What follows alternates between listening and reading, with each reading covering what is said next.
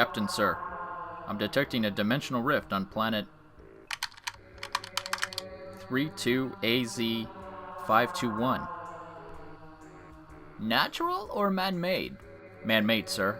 Release track bots from the nearest facility to locate the signal origin. SR-39. Fulfill command. Affirmative. Command impossible. Planet 32AZ521 is not currently equipped to the necessary level to commence requested action. Sir, hold on a second. That signal sounds familiar. Officer Garbar, boost the volume. SR-39, run a spectral analysis on that waveform. Affirmative. Analyzing. Analysis complete. Waveform is shown as multi-phasic transfusion wave with biphonic time decay shielding. That's our tech! And I only know of one person that would put together in that order. I'll have to report this to Greg directly. SR-39, assemble a squad and await further orders at the transportation bay. Affirmative. Are you ready? No, but that doesn't really matter, does it? No. What was that? Oh, that just means someone's detected the rift we've opened. One more quick question. How did you acquire the equipment to build this gate thing? And the time. Also, does this thing have some sort of built-in particle mixer-upper whatchamajig? One, that was not a quick question. Two, I need to do something while you're off recording. And C, it's called a pattern buffer encryption algorithm. And no, there's no such thing on this gate.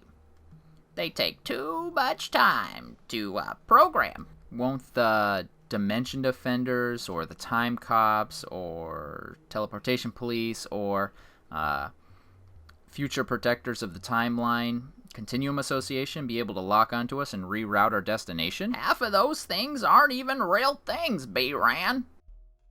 Having the whatchamajig, as you call it, wouldn't really matter much anyway.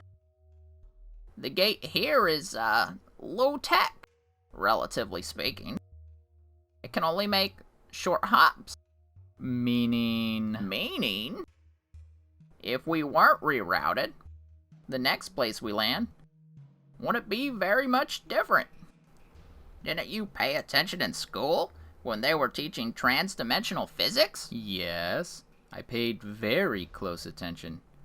Her name was Angela... bRanN, focus!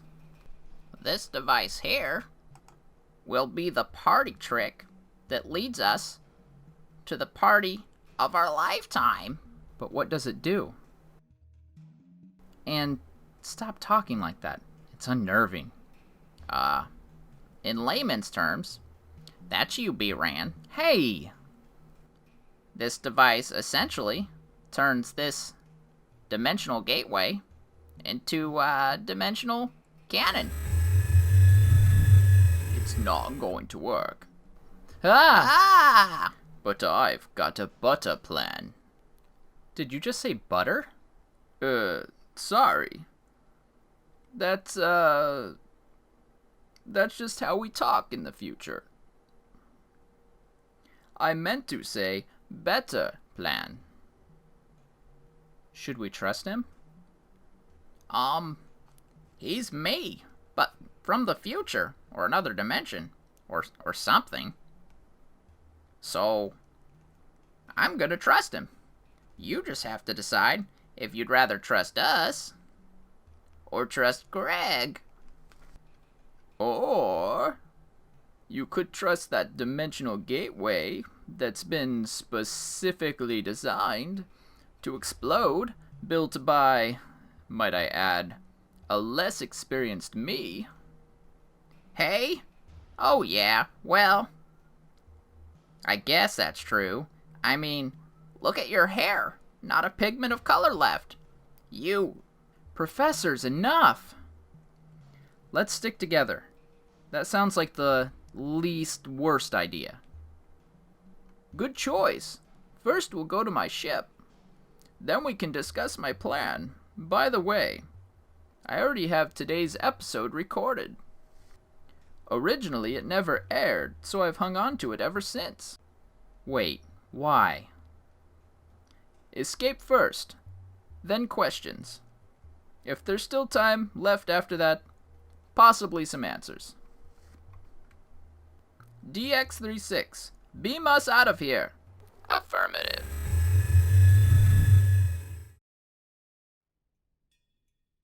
Minecraft Mechanics, Episode 5. Today on Minecraft Mechanics, we'll examine mob spawners. We'll cover what they are, how they work, and some examples of what you can do with them. Adventure begin! Meet the mob spawner. Block ID number 52. If acquired through the use of the /give command, it does very little, aside from spawning an endless supply of living bacon. Bacon fountain! Found in dungeons, abandoned mineshafts, strongholds, and nether fortresses, they each spawn their own flavor of evil. In dungeons, you will find a zombie, skeleton, or spider spawner. Only one. The wiki also says that there's a chance for a spider spawner to spawn a spider jockey, so just beware. Where's my spider riding a skeleton? That's just unnatural. Abandoned mine shafts hold cave spider spawners, also known as baby spiders. Watch out, Mike. They're poisonous. Strongholds, if you can ever find one, have silverfish spawners. And nether fortresses house the hot-to-the-touch blaze spawners. All mob spawners, whether natural, created by the game, or customized, made by map makers like me, have some basic rules that they all follow. Let's go over the basics. You just said basics twice. Shut up, don't point it out. They might not notice. Quit talking to yourself. Starting with the visual, you can see that the mob spawner has a model spinning inside of it. This represents what's going to spawn. As the spawner countdown timer gets closer to 0, the model will spin faster and faster. Once the spawner activates, the little flame animations will flare up. But what about what you can't see? Knowledge display. So for a normal mob spawner, untouched by any map maker's hands, you have the following default values. Delay is a number, expressed in game ticks, that is constantly counting down. When it hits 0, happy spawning party fun time happens, and it is then reset to a value between min spawn delay and max spawn delay. And of course you would use min spawn delay and max spawn delay to set the shortest possible amount of time it could take to happy party fun time, and the longest amount of time. With 20 game ticks equaling 1 second, you're looking to have some fun little zomberts join your party every 10 to 40 seconds with the default values. Max nearby entities is sort of a mob cap for the mob spawner itself. The spawner checks a 17 by 17 9 high area centered on the spawner block for the number of monsters that match its type, in this case zombies. If this value meets or exceeds the max nearby entities, no more zombies get to come out and play. Required player range is very simple. If you step within 16 blocks of this spawner, the countdown timer, the delay, is active. If you're not within that range, the delay pauses. Spawn count is how many mobs it will try to spawn at once. Spawn range is how far from the spawner they can spawn. And entity ID is simply the type of monster the mob spawner will spawn. One more quick detail to note is that the spawner also needs to have valid spawn locations in order to work. A spawner chooses a valid location within its range using the same game rules that Minecraft uses for natural spawns, with one exception. Spawns from spawners don't have to be on a solid block, meaning if you were to put a creeper spawner above where a player, say, had to walk, well, I think you know what would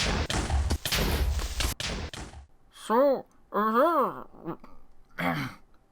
So at this point, I'd really like to get into the specifics of those values.